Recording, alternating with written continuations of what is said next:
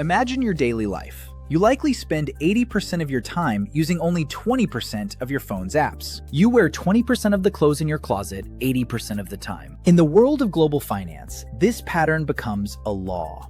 Roughly 20% of the population owns 80% of the world's assets. This isn't a glitch. It's a mathematical certainty known as the Pareto Principle.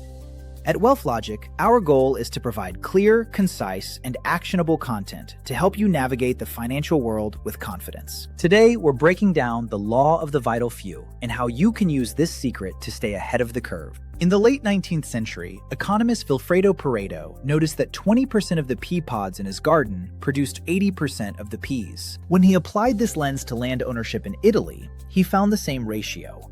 80% of the land was owned by just 20% of the people. This is a power law. Unlike a standard bell curve where most people are average, a power law describes a world of extremes. We see this today in the stock market, where a handful of tech giants, similar to the forces we've explored in our analysis of the AI bubble, drive the vast majority of market returns. Why doesn't wealth distribute itself evenly?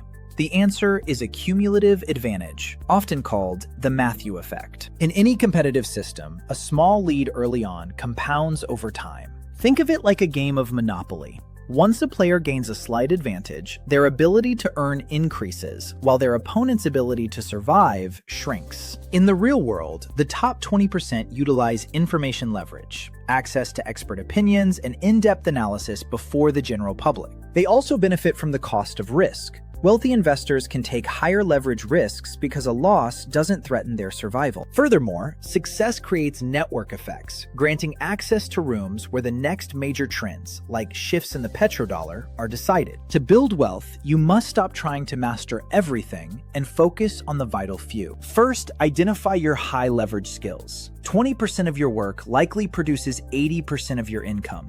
Double down there. Second, audit your consumption.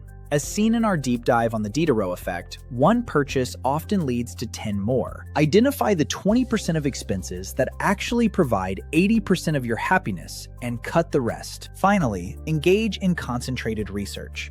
Don't follow every news cycle. Focus on the core economic trends that move the needle, from central bank policies to major trade tariffs. The Pareto Principle isn't fair, but it is consistent. Success comes from recognizing that not all efforts are created equal. By identifying the 20% of actions that drive 80% of your results, you can stop fighting the market and start mastering it. For more in-depth analysis on the trends shaping our world, subscribe to WealthLogic. Stay informed, stay ahead, and we'll see you in the next deep dive.